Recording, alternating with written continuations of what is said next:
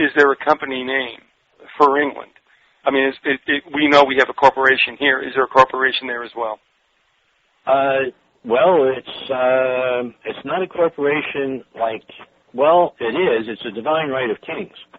They had their own corporation, if you wanted to call it a corporation.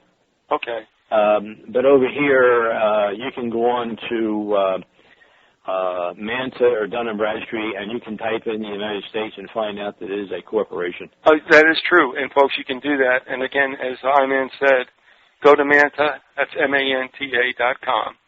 I would also say Veromi.net, and you can type in, well, what did you type in to find out that Manta came up?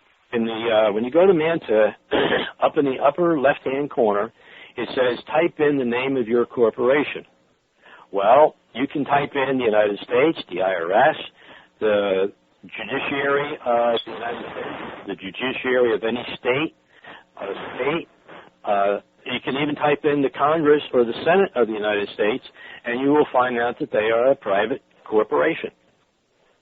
It will tell you when it was created, how many people there are, who is the head CEO, and the whole 9 yards.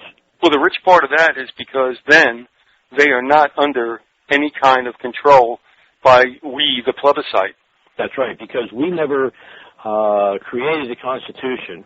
It was created by the British Crown dictating to the Founding Fathers that this is what they were to write in the Constitution. Now, if this is a feigned war that they had, the Revolutionary War, we never won it, by the way. And that can be proven. Montgomery has proven it, and I've proven it on ATG Press. And the good thing that a lot of people can do is go to the ATG Press and go to Knowledge and Freedom and scroll down till you get to 25 answers to the 25 questions presented to James Montgomery. Mm-hmm. And you don't have to go read the rest of they're pretty long articles. And they're actually the real documents from the king, from the Pope, and from any dignitary and any government. And he actually put the exact readings into the Pope, into the document that he was doing, the article. And it's like you're back in those days reading exactly what they said, because he put it word for word, the direct quotes right out of it, instead of putting it in like his words, okay, because he didn't want to miss anything. And that's how he put it in there. So everything you read is actual documents from President Washington and everything, and so on and so forth. All right. So in response to the individual claimant of right who asked about, is there a corporate name or company name equivalent to England? Well, none for England, no. No, but we still deal with... Oh, well, yeah, if you want to, in the law of nations, say you want to say it's the United Kingdom, well, that's a corporation of the king. That's plain and simple. It's no longer a corporation belonging to the king because it belongs to the Pope. But it actually, in retrospect, it belongs to the crown because the king and the Pope, when they were fighting, and then the Crusades went on, they fronted both of those parties. And they are both beholden to the crown. All right, we'll get more involved with the Pope later on. That's for a little bit later. It won't make as much sense. Right. Unless we go where we're going to go now. And let me go back to the outline, which is the American Revolution. I would contend that we didn't win it. No. Okay. And you were talking before about King George, and the thing is, and somebody also emailed me, who I believe is listening right now from the UK, stating that, isn't it interesting that King George referred to himself in the drafting of the Treaty of Paris, that he was the elector of the Holy Roman Empire and of America. Right. Now, the thing is, if you win a war, you draft the terms. Yeah. If we won the revolution, why is King George laying out the yada-yada? Yeah, because he really didn't win it. And put it this way. In 1215, when he turned everything over to the Pope, all right, he had no kingdom. He had to turn his whole kingdom and all the subjects over to the Pope. All right, then we have to stop there because people are going to freak out when they hear this. Yeah. Why did he have to turn it over to the Pope? Okay, because the Pope was excommunicated, and what he did was he was so afraid that he would lose his soul and wouldn't go to heaven that the Pope cut him a deal and says, I will recommunicate your soul so it will go to heaven, but in turn you must turn over all your subjects and all your kingdom to me. Which king was worried that he'd go to hell? Was it George? Yeah, King George. That was, darn it, I can't think. There was Benedict and George. And George was the one that died. I think it was Benedict that right after that took over. Well, how far back are we going century-wise? 1215. Oh, geez, okay. Yeah, this is 1215. And because, see, the king didn't want to have Stephen Langton, who was the Archbishop of the Church of England, totally separate from England. And he hated him and didn't want him to come in, and this is what the big fight was in 1213. And he finally had to recapitulate because that's when the Pope was fighting England. And the bank, the crown, was actually the king's exchequer, told him that, we got a fight going on between you guys, and we're fronting you the money, both of you. So that's how they do it today, and that's why he recapitulated and allowed the Archbishop Langton to come in to be the head of the Church of England. And then right after that is when he was excommunicated, his soul, and that's when the Pope read him out of scriptures what would happen to him, and the only time the Pope ever did it. And so that put the fear of God into the king, and he relented and turned all of his property and all of his subjects over. Okay, now let's move up to 1783. Okay? Okay. Now, what happened in 1783 is if the Pope had turned all of his property over, how can he release his subjects over here and then let his land go when it was owned by someone else? He can't. It's in law. It's impossibility because it's international law. So what happened was when he wrote the Treaty of Peace in 1783, okay. This is King George who wrote that.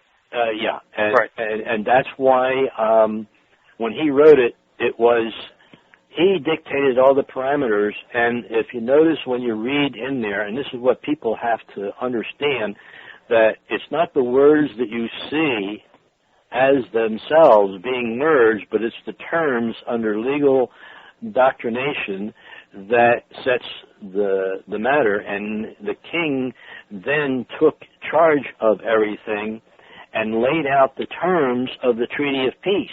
It wasn't like MacArthur did in 1945 on the battleship on the deck when he had Japan's prime minister there and everybody. In Missouri, yeah. Mm-hmm. He dictated the terms. Yeah.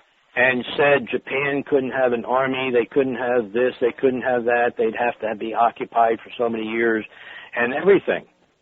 Well, the king dictated to the people that was sent over there, Adams and Jay and all them, and instead of Adams and Jay saying, look, you took away this and this and this and this, you wouldn't let us do this, screw you, here's what we're going to do. You don't see that in the Treaty of Peace. No. And he then could not give up the land, so what he did is he took and said that, okay, I own all the mineral rights of gold, silver, and copper.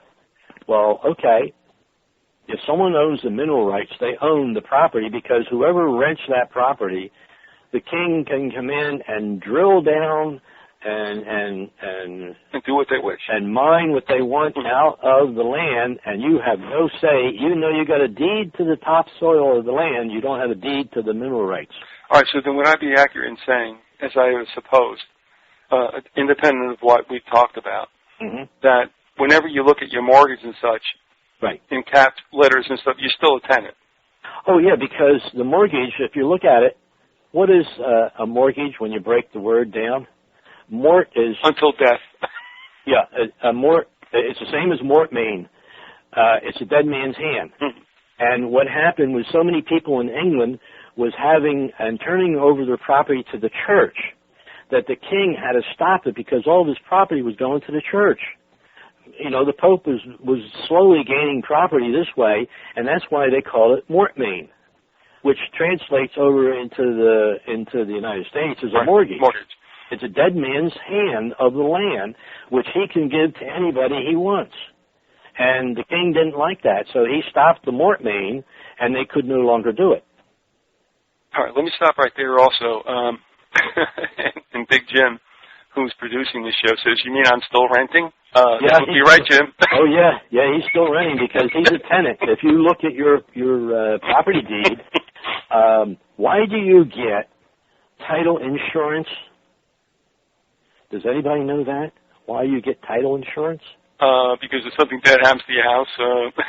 Well, yeah, but when you get title insurance, it goes through international law, it goes through banking, it goes through insurance, which is Admiralty principles of maritime jurisdiction, and therefore the state owns that because their name is on that deed. And they are protected by title insurance. It's not that you are protected, but it is the state that is protected.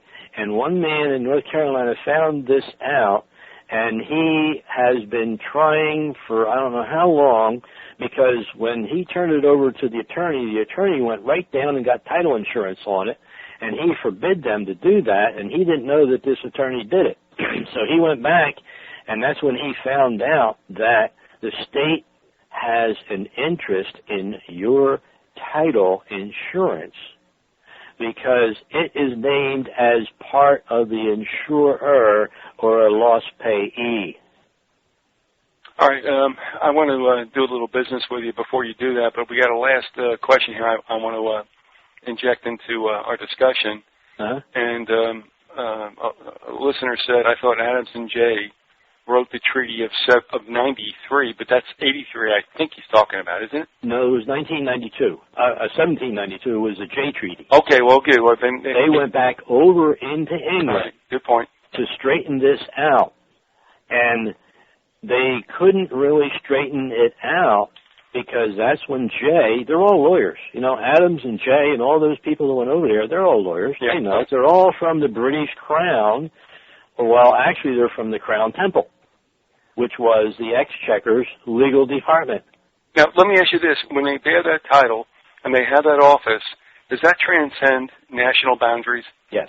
So they're lawyers up beyond anything else? Right. Okay. All right. Please continue. Thank you. And so when they couldn't settle it out in 1792, what happened in 1812? We had another war with England. Now, under international law, when you go in and read it, anybody can go and pick international law under war and treaty. Now, if you read that, you will find that any warring nations, two of them, the only way that you can prevent and end a war is by treaty. The United States, any war it has to do, and I've got the book on it, it says that in order to end any war, there must be a treaty. It can't be Congress declaring that's the end of war. It has to be by treaty. Now, let me ask you this. The reason why it can't be by Congress is that when you deal with a treaty, you're dealing with other nations. Yes, that's right. It isn't endemic to a certain country. You're dealing with another one. Right. Therefore, this has to go outside the purview of Congress. That's right. Okay. All right. Thank you. Now, what happened was, when another nation, when either of the two nations create a war, that eliminates all treaties that proceeded right after the war, the first war. Okay. All right? So that meant the Treaty of 1783 is nulled. The Treaty of 1792 was nulled. And what does it revert back to? It reverts back to the Declaration of Rights of Virginia of 1603. Okay. And that means it puts everybody back to under British rule. It's British soil. And that's it. It's done. Okay, so then we just got something in the chat room saying